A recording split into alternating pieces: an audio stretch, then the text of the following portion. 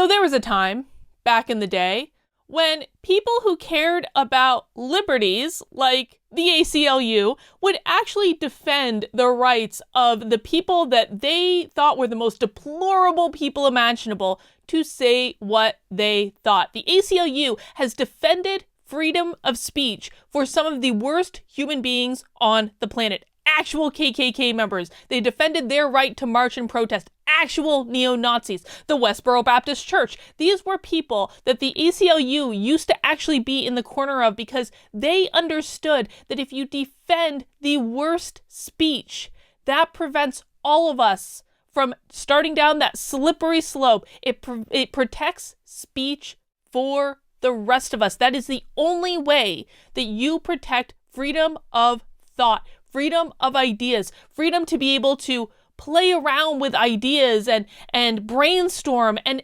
frankly consider the bad idea, because sometimes you need to consider the worst possible ideas in order to get to a really positive outcome. And in the last several years, we have forgotten this principle, and I don't know how. Quite frankly, I understood this principle when I was 13 years old, when I was thinking about making a career as a lawyer. I wanted to go to law school. I wanted to defend the First Amendment. I wanted to go to work for the ACLU. ACLU doesn't even do that type of work anymore, so thank goodness I didn't choose that particular career path. But listen, this comes to mind because I just read this op-ed that was written a little over a year ago by Richard Stengel, who is a current advisor to wannabe President-elect Joe Biden on his transition team. Now, I put that in quotes because, of course, Joe Biden is not the president-elect. There are no states that have certified the vote. We don't know what's going to happen. I'm not saying Trump's the shoo-in for this. I'm saying that we don't know what's going to happen, and we all need to be patient and to let the process play out. But it does perturb me a little bit that Biden sees fit to bring on Richard Stengel, who is an advocate for, wait for it, hate speech laws. Yes, hate speech laws are fundamentally opposed to our First Amendment rights. Again, I am not in favor of hate speech. I try my very best not to say anything that anyone would consider hate speech. Unlike, you know what's funny? Side note, you know who I hear the N-word more from than any other group? White liberals. That's who I hear that from.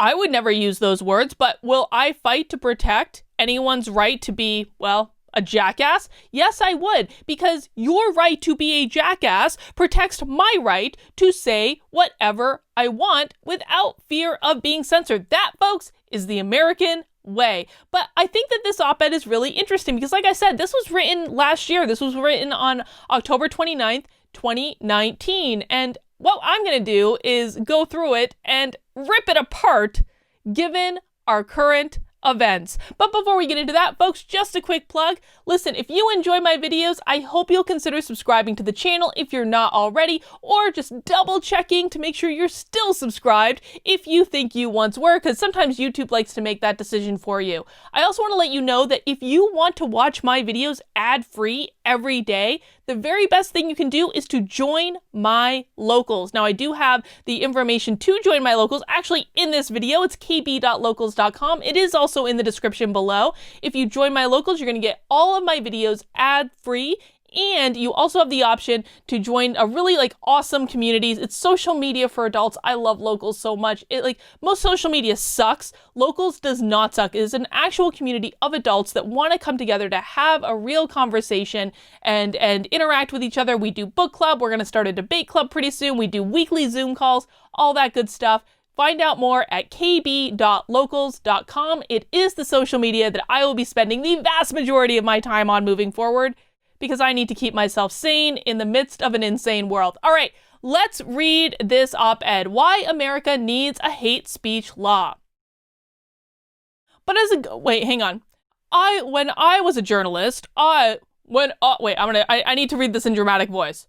When I was a journalist, I loved Justice Oliver Wendell Holmes Jr.'s assertion that the Constitution and the First Amendment are not just about protecting free thought for those who we agree with, but freedom for those that we hate. Yes, thank you, Oliver Wendell Holmes, a voice of reason. But As a government official traveling around the world championing the virtues of free speech, I came to see just how our First Amendment standard is an outlier. Yes, Richard. Yes, it is an outlier, and that is a positive thing.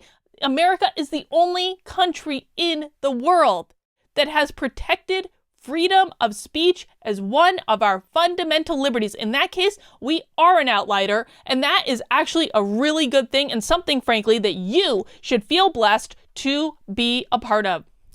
Even the most sophisticated Arab diplomats that I dealt with did not understand why the First Amendment allows someone to burn a Quran. Why, they asked me, would you ever want to protect that? It's a fair question. No, it's not, Richard. No, it's not. Because if you've read Oliver Wendell Holmes, as you claim to do at the beginning of this op-ed, you understand exactly why you want to protect the burning of a Quran or the burning of a Bible or the burning of any religious text or even the American flag, even if you wouldn't choose to do it yourself, because that protects speech for the rest of us. So no, it is not a fair question, and it is one that anyone with even a modicum of intelligence should have been able to answer very, very easily. Let's keep going. Yes, the First Amendment protects the thought we hate, but it should not protect hateful speech that can cause violence by one group against another in an age when everyone has a megaphone. That seems like a design flaw. Now, at this point in reading the article, I decided to go to Richard's Twitter account because honestly, I was curious if Richard had said anything about the violence that was enacted on Trump supporters who were peacefully protesting in Washington, D.C. this past weekend, because I was there. I was there all day. You guys know this. It was an amazing day. It was incredibly peaceful until the sun went down, and then all of a sudden BLM and Antifa are marching in the street, committing violence against anyone wearing any Trump paraphernalia, even if those were families with children, even if they were the elderly. So I was curious if Richard here had spoken out against the violence against Trump supporters at all. So what I've done here is I've got his timeline pulled up. He doesn't tweet very much, but you can see November 14th was the date of the march, and we're just going to scroll up Richard's timeline where you know, he's complaining that Trump might not leave the White House, something about DACA, retweeting a couple things. Oh, indoor restaurants, bars, and social gatherings are sadly unsafe. Well, that's critical to tweet on November 14th, sure.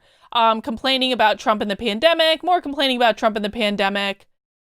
On my afternoon walk today, and this is okay, so we've gotten to November 15th, which is the day after all of the violence took place. So surely at November 15th, Richard is going to speak out against the violence that has been perpetrated against Trump supporters. Let's check it out. On my afternoon walk today, I came across this tree, and it reminded me that progress is never a straight line, that there are always detours along the way, but we need to to get back on course, and we will. See President-elect Joe Biden. Okay, so he's not speaking out against it yet. Oh, he is retweeting Rachel Maddow, a GOP-produced list of allegedly illegal votes in the state of Nevada, blah, blah, blah. He's tweeted out John Brennan saying that Trump refuses to acknowledge the election, tweeting Joe Biden, still not saying anything about the violence against Trump supporters. Oh, Obama and his book. Oh, that's really important. Let's see. Oh, Dr. Fauci. Well, certainly that's something to speak up about. COVID. Oh! So it seems as though Richard only cares about violence when it's directed at him. That is what we can assess here, is that Richard only cares about violence when it's directed at him. So we already know that this entire article is disingenuous BS, but we're going to keep going anyway. It is important to remember that our First Amendment doesn't just protect the good guys. Our foremost liberty also protects any bad actors who hide behind it to weaken our society. Yes, Richard, the First Amendment does protect people like Antifa. It does protect the KKK. It does protect actual neo-Nazis. That's how it works. Dude, you're the one that cited Oliver Wendell Holmes. That wasn't me. That was your choice at the very beginning of the article. It's too bad you don't take anything that man said actually seriously. Then he talks about Russian interference in the election, blah, blah, blah. We're not even going to read that because really, why? That's partly because the intellectual underpinnings of the First Amendment were engineered in a simpler era. Now, I thought that this assertion that, the First Amendment was written but in just a simpler time, and that's why they wrote it this way, okay, just because they didn't have Twitter back during the founding of the country, back during the revolutionary time, does not mean it was simpler times, folks. These were people that were much tougher, much more resilient than we could ever dare pray to be. These were people that didn't have heat in their homes, that had families that didn't have the medicine that we had today. That the fight that the founders were fighting, listen, they were much more brave than anyone in this country today, because when the founding fathers were fighting in the Revolutionary War for this country, if they had lost, they would have been tried for treason. And that is partially why the First Amendment exists the way it does. I don't know why this is so hard to understand. It's just a simpler era in which there was no internet and no public square online, and that's why the First Amendment was written the way it was. Dude, Richard, you would not survive like a week back during the Revolutionary era, please. The amendment rests on the notion that the truth will win out in what the Supreme Court Justice William O. Douglas called the marketplace of ideas. The marketplace model has a long history going back to the 17th century English intellectual John Milton, but in all that time, no one ever quite explained how good ideas drive out bad ones, how truth triumphs over falsehood. How much you want to bet that in his perception that Joe Biden has won the election, and again, I'm not taking sides either way, but Richard obviously thinks Biden has won. How much do you want to bet that Richard believes that the truth, the good ideas, won out over the bad ideas in the election of Joe Biden? How much you want to bet a little over a year later he absolutely believes that, because he's a hypocrite that doesn't that doesn't actually believe the things that he writes and puts out there in the Washington Post? Milton, an early opponent of censorship, said truth will prevail in a free and open encounter. A century later, the framers believed that this marketplace was necessary for people to make informed choices in democracy. Somehow, magically, truth would emerge. The presumption has always been that the marketplace would offer a level playing field. But in the age of social media, that landscape is neither level nor fair. Richard, you're right. That landscape is neither level or fair. And you know who it's the most unfair to? People on the right who disagree with people like you, who are routinely silenced, routinely censored, routinely fact-checked with absurd fact checks that has nothing to do with what they actually said. Those are the people that it is most unfair to. Richard, you are not the arbiter of truth. No one elected you. No one put you in that position. You are not the person that decides what the truth is and what the truth is not. On the internet, truth is not optimized. Oh my God. People get to have conversations and have different ideas. No.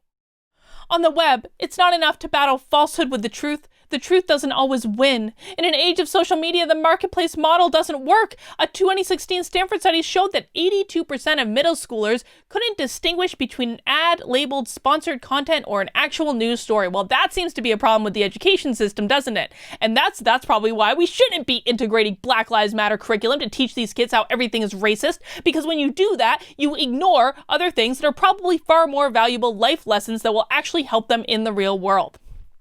Only a quarter of high school students could tell the difference between an actual verified news site and one from a deceptive account designed to look like a real one. And what he means by a deceptive account designed to look like a real one is probably, you know what it is. It's like alternative media sources that Richard doesn't agree with. Since World War II, many nations have passed laws to curb the incitement of racial and religious hatred. These laws started out as protections against the kinds of anti-Semitic bigotry that gave rise to the Holocaust. You mean, Richard, do you mean like when Biden supporters can flood out into the streets of New York City and party and celebrate and dance and share champagne bottles, and the police are still going to Jewish-owned businesses and trying to shut them down and fine them for daring to try to make a living? You mean like anti-Semitic stuff like Bill de Blasio's doing in New York, Richard? Is that what we're talking about? We call them hate speech laws, but there's no agreed upon definition of what hate speech actually is. In general, hate speech is speech that attacks and insults people on the basis of race, religion, ethnic origin, and sexual orientation. But of course, because we don't include political orientation, political bias, political beliefs, whatever you want to call it, in that list. Of course, it's okay to enact violence on Trump supporters in the land of Richard Stengel, which is why neither he, nor Joe Biden, nor Kamala Harris have denounced any of the violence that took place against Trump supporters this past weekend, and we shouldn't expect them to, because that's perfectly okay. They're just our political opponents. It's okay for them to get beat up and have fireworks thrown at them and have their kids scared so much they don't want to leave a hotel room. That's perfectly fine. That's not a protected class. We can do anything we want to them. It's okay. We can get them fired from their jobs and ostracized from their friends because they're not a protected class. They don't count. I think it's time to consider these statutes. The modern standard of dangerous speech comes from Brandenburg v. Ohio and holds that speech that directly incites imminent lawless action or is likely to do so can be restricted. So, Richard, remember when this anchor, Christiane Amanpour, and I have no idea how to pronounce her name correctly, but, you guys know who she is. Remember when she went on TV, a week ago and compared Trump to Hitler? Do you think for one red second that she wasn't inciting violence against Trump supporters? Because if she's going on national news and comparing Trump to Hitler, the only deduction that we can make is that Trump supporters are Nazis. And who fights Nazis in this country, Richard? Who views it as their mission to punch Nazis? Is that Antifa? Yes, it is. So are we now saying that CNN is guilty of hate speech? I'm just saying, just going by what he put here. Domestic terrorists, blah, blah, blah. Speech doesn't pull the trigger, but does anyone seriously doubt that such hateful speech creates a climate where such acts are more likely? And Richard, I have to ask you again. CNN and MSNBC and, well, let's just be honest, every major news outlet for the past 4 years has directly compared Trump to Hitler, inciting an entire wing in this country to violently attack people who support Donald Trump. Are we saying that CNN is hate speech? Are we saying that MSNBC is hate speech? Are we saying that the Washington Post is hate speech? How far do you want this to go, Richard? These are your words, dude.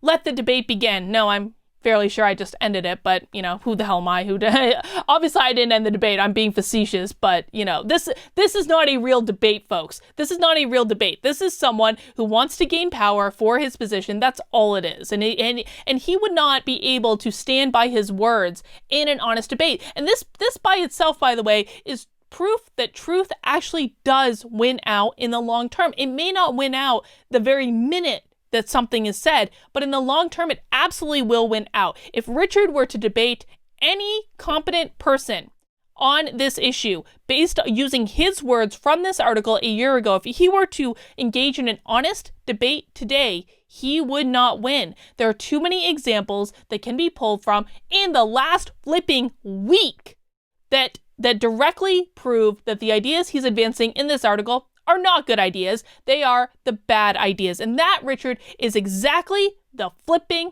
point. That is exactly the point. That is why you leave the marketplace of ideas open. You let people think. You let people say what they want. You let people engage and think about the bad ideas. This article is the very definition of a bad freaking idea that you were allowed to publish in the Washington Post and have people consider. And guess what? When confronted with good ideas, it absolutely wins out in the end. I'm not going to read any more of this because I'm too fired up right now. Whatever. I will link it in the description below so you can go check it out yourself. That's all I've got for right now. I'll see you soon.